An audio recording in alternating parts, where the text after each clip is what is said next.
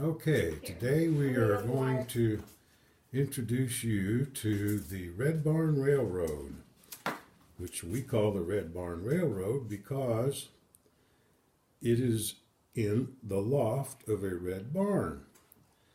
And you're looking at Casey Dell, who is going to demonstrate how to adapt a tabletop turnout motor to under table operation. So we've already installed a couple of these and we want to show you that they are operating, and then we're going to show you how to install a tabletop turnout motor in under the table operation. And here is number one that's working. There you go, you can see it working. And we've got number two over here.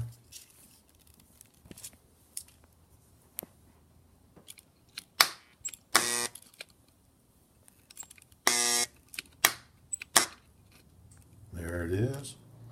And number three right back here in the middle.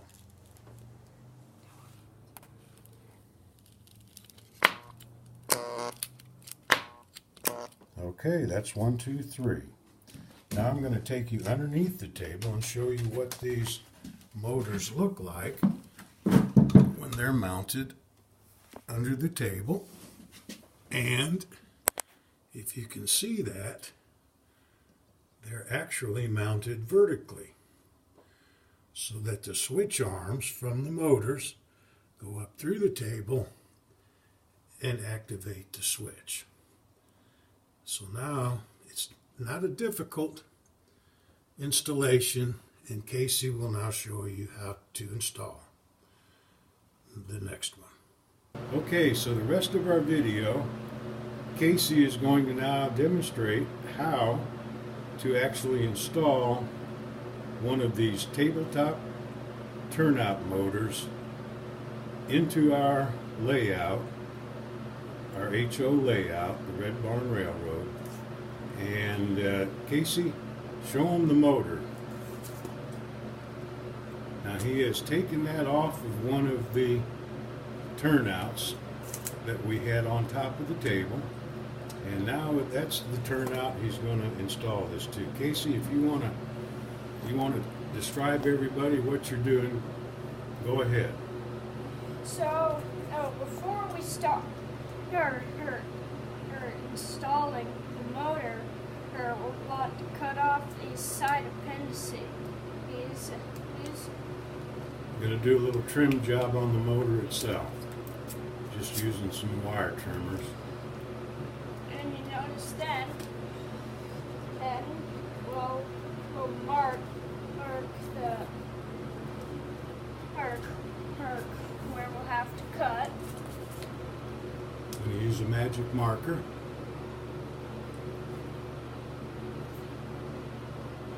We're actually going to wind up making a slot, a hole that's shaped like a slot, go down through our road bed, which is, we use 3/8 inch foam road bed, homemade from a sheet of 3/8 inch foam, pliable.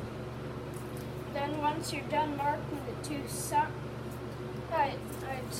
of where it moves here, then you'll want to put the actual motor down there, and mark how large the motor is. Okay. So he's going to actually draw this perimeter of the slot that he's going to cut out.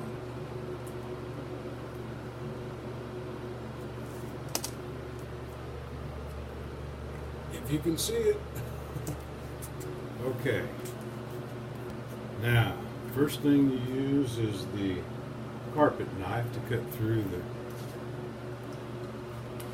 foam or road bed.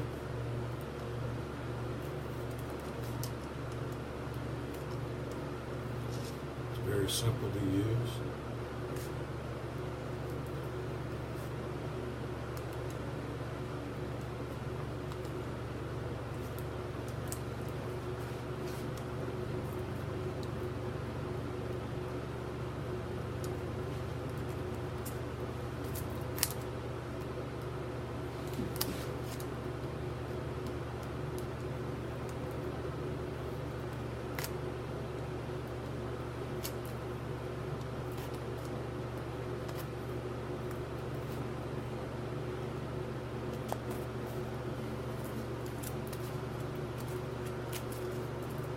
Okay, now once he's got the foam extract, the roadbed foam extractor, we're going to cut down through our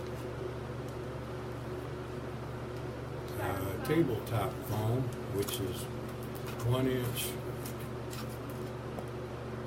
thick. And then we're going to clean the hole out, right? Okay. Just using some whatever you have to clean it out. Okay, now that he's got his slotted hole cleaned out, he's going to go down through the tabletop, the wood tabletop underneath our foam cover, and he's going to use a 1/4 inch drill bit in his drill a hole on one side near him on the slot and another hole opposite that. Go ahead. Alright, now he's going to change drill bits to a 5/16 inch drill bit so we can go in and ream that out a little bit. Now he'll stop when he thinks the holes are big enough for the saw blade to go into. Alright, so now we have our jigsaw blade inserted into the holes, and he's ready to finish cutting out the little piece of wood that's in between those two holes he just drilled. And when he thinks the hole is wide enough for the motor to fit in, we'll give it a try. Alright, see if the motor fits. And it does, goes all the way through. So now that we know the motor will go through the slot, we're ready to connect it with our turnout.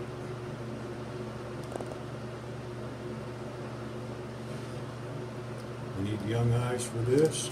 That's why Casey's doing this. I can't see even with my glasses anymore, because it's a little hole that you put. Okay, now I'm gonna get some wire and wire this thing up. Okay, that's right. Okay, so the next step is going to be, we're going to run some wire from our switch control over to that motor, and then mount the motor with the switch, with the turnout. Okay, so Casey's measured a length of wire. 28 gauge is what we use here on the HO layout for switches and probably for lights, etc.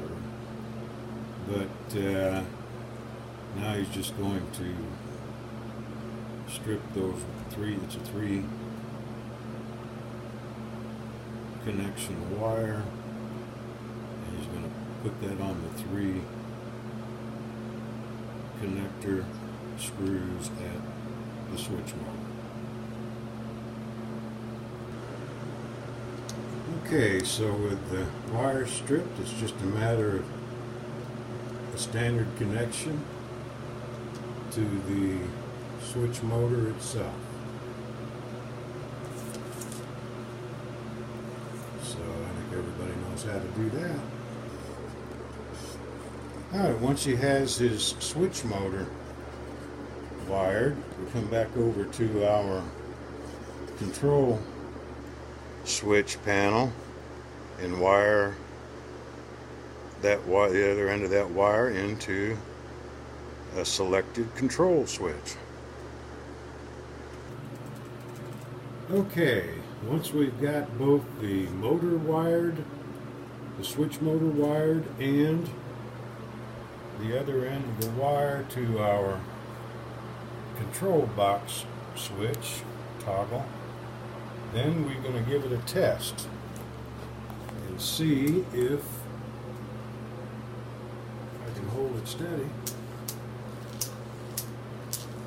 And I don't know if you can see this, but it's sure moving.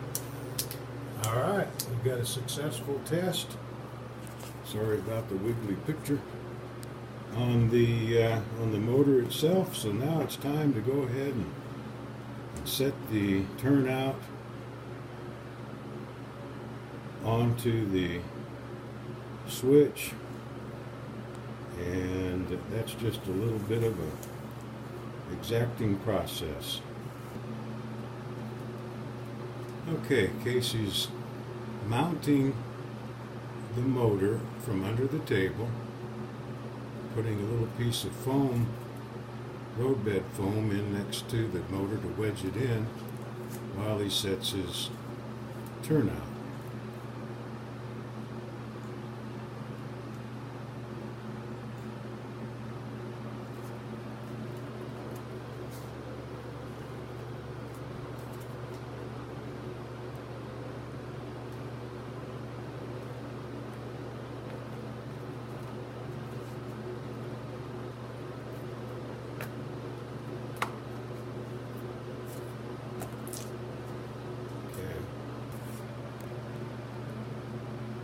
So once we have the turnout tacked in to the roadbed,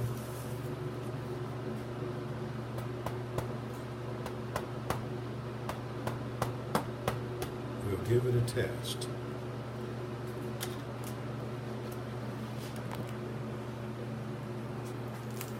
You ready for a test?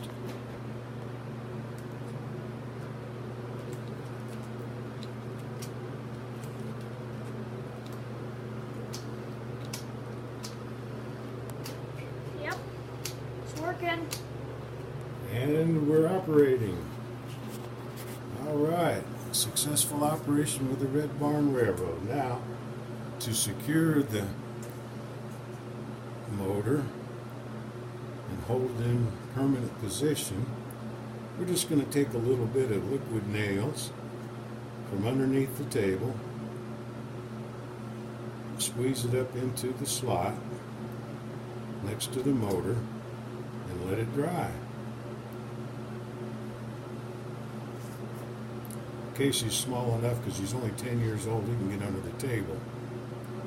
He's also got good eyes, and it's great to be young. I wish I was still 10.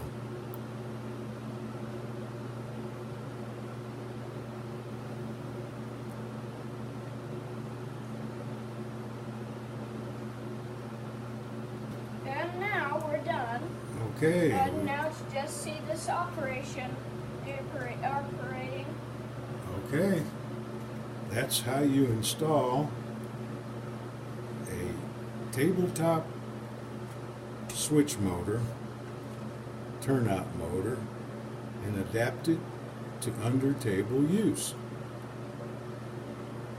Therefore, we don't have to buy any of those special under table switches, and these will work fine.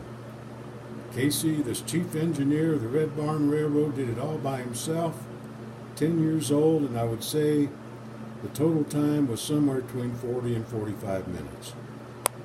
So, hope you all enjoyed it and learned something.